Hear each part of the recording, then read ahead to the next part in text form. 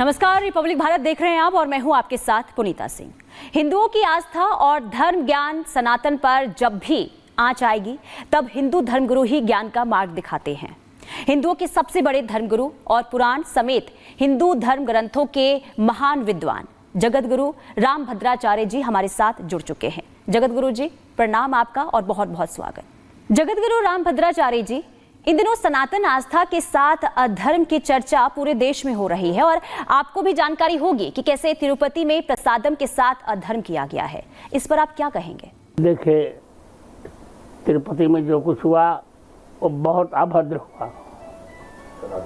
जबकि तिरुपति सबसे श्रेष्ठ संस्था है और अब हम सब हिंदू एकजुट होंगे और इस अपमान का दंड देंगे।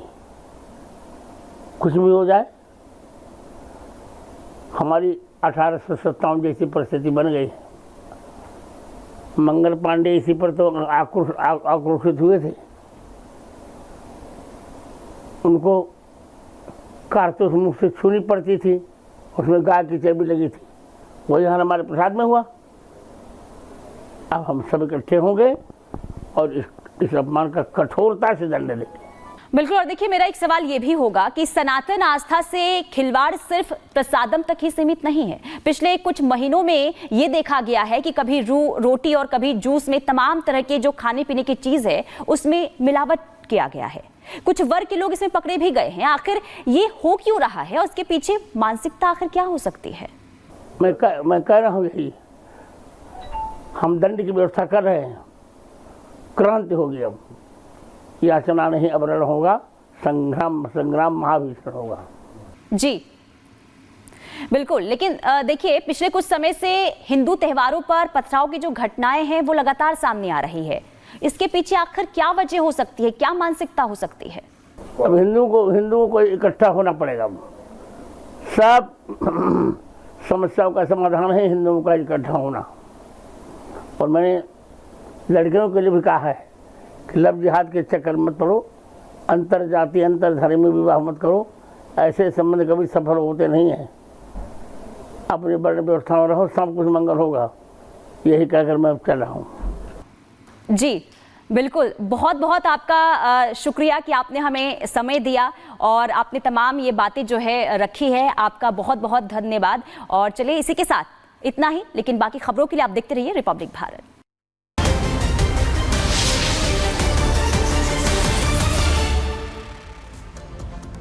तो जगत गुरु रामभद्राचार्य को आप सुन रहे थे। उनका ये कहना है कि लोगों को जागरूक होना पड़ेगा और ऐसे लोगों के खिलाफ कड़ी कार्रवाई होनी चाहिए जो धर्म भ्रष्ट करने की कोशिश कर रहे हैं और जो लोग धार्मिक यात्राओं पर जा रहे हैं उन पर पथराव कर रहे हैं। और इस पर बातचीत के लिए हमारे साथ आचार्य विक्रमादित्य हिंदू धर्मगुरु जुड़ गए हैं। आचार्य, आप तक आवाज पहुंच रही है मेरी। तो सबसे पहले रामभद्राचार्य जी की बात पर आपसे समझना चाहूंगी कि वो ये कह रहे हैं कार्रवाई भी होनी चाहिए, लेकिन लोगों को भी जागरूक होना चाहिए अपने धर्म को लेकर। जो लोग ऐसा करते हैं उनके खिलाफ कार्रवाई भी हो, लेकिन साथ ही साथ अगर लोग जागरूक होंगे तो समझ सकेंगे कि कहाँ खाना है, कहाँ नहीं खाना है। देखिए, बिल्कुल आप जागरूकता की बहुत आवश्यकता है और जागरूक होना पड़ेगा। नहीं तो जिस प्रकार से पूरे विश्व में, पूरे भारत के अंदर ये भयावह स्थिति उत्पन्न हो गई। आप सोचें कि जब इनका कोई बस नहीं चल रहा है तो अब आपने अभी खुद देखा, अब जिस प्रकार से जूस के अंदर क्या मिला दिया जा रहा है, मतलब यूरिन मिलाने का प्रयास किया जा रहा है, खाने में थूका जा रहा है। और जब कुछ और नहीं चला है तो आप मुझे पूरा व्यावसायिक जो क्षेत्र है, आप क्रिश्चियनिटी का लोग जुड़े हुए हैं, विधर्मी लोग जुड़े हुए हैं, उन्होंने खाने के अंदर आप सोचे तेल में चर्बी मिलानी शुरू कर दी। रामभद्राचार्य जी ने बिल्कुल ठीक कहा कि 1857 का जो संग्राम हुआ था वो इसी पे हुआ था। और अब आवश्यकता है कि पूरा हिंदू समाज, सनातन समाज एक हो। मैं कहूंगा ये हिंदू मुसलमान से भी उठ के अब तो बात हिंदू मुसलमान से भी उठ के बात हो गई है। जब 1857 का युद्ध हुआ, संग्राम हुआ था, तो उसमें वही स्थिति थी कि जो अंग्रेजों ने जिस प्रकार चर्बी मिला दी थी, सुअर की और गाय की चर्बी, और वही स्थिति तो आज हो गई है। आज साइंटिफिक लैब्स जो हैं उस बात को प्रतिपादित कर रही हैं कि भाई उसके अंदर चर्बी भी, सुअर की चर्बी भी है, गाय की चर्बी भी है। तो पूरे समाज को खराब किया जा रहा है। किसी हर धर्म को, विधर्मी हर व्यक्ति को उसको अपने धर्म से परित्याग करने की बात की जा रही है, उसके मन में हीनता उत्पन्न करने की बात की जा रही है। अब समाज को जागृत होना पड़ेगा और रण होने की पूरी तैयारी है। जिस प्रकार से मैं कहूंगा, जिस प्रकार से आप देखिए, इस विश्व भारत में कई बार उदाहरण उपस्थित किए।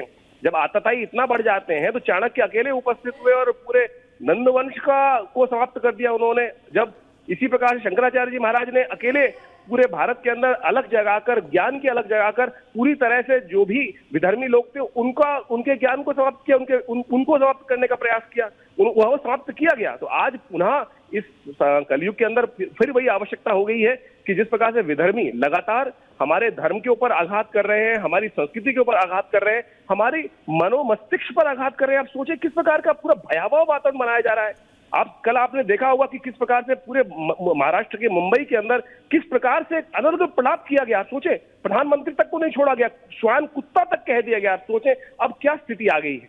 क्या सनातनियों को, हिंदू जो इस धारा में जन्मे हैं, जिनका ये देश रहा है, केवल एक देश भारत में बचा है, क्या उनको जीने का अधिकार नहीं है, सांस लेने का अधिकार नहीं है, अपने धर्म का पालन करने का अधिकार नहीं है? तो विद्रोह दिखाई दे रहा है साफ साफ, और सरकारों को इस पर कार्य करना पड़ेगा। हमारे मंदिरों में जिस प्रकार से आप घुस गए मंदिर के अंदर, आप सोचिए सनातन मंदिर, उसके अंदर विधर्मी घुस गए और वहां पर व्यभिचार कर रहे हैं, वहां पर गाय का मांस। आप सोचे नहीं, आप ये कह रहे हैं साजिश है आचार्य, लेकिन पूर्व मुख्यमंत्री, पूर्व की सरकार के मुखिया जगन मोहन रेड्डी, वो तो उनकी पार्टी तो कोर्ट चली गई है। अब वो कह रहे हैं कोर्ट निपटारा करेगा इस पूरे मामले का, हमको बदनाम करने की कोशिश है ये।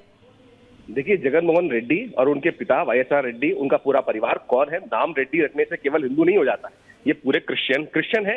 और मैं कई बार तथ्यात्मक दृष्टिकोण से इस बात को तथ्य उपस्थित कर चुका हूं, तो वो तो जाएंगे ही कोर्ट के अंदर। लेकिन जो हुआ है, हमने कई बार आपके चैनल पर आकर आचार्य विक्रमादित्य वापस लौट रही हूँ आपके पास। इस वक्त आचार्य सत्येंद्र दास रामलला के मुख्य पुजारी इस वक्त हमारे साथ जुड़ रहे हैं। आचार्य, स्वागत है आपका बहुत बहुत। सबसे पहले मैं समझना चाहूंगी कि तिरुपति में जो कुछ हुआ उस पर क्या कहना चाहेंगे, क्योंकि जगत गुरु रामभद्राचार्य ने भी इसकी निंदा की है।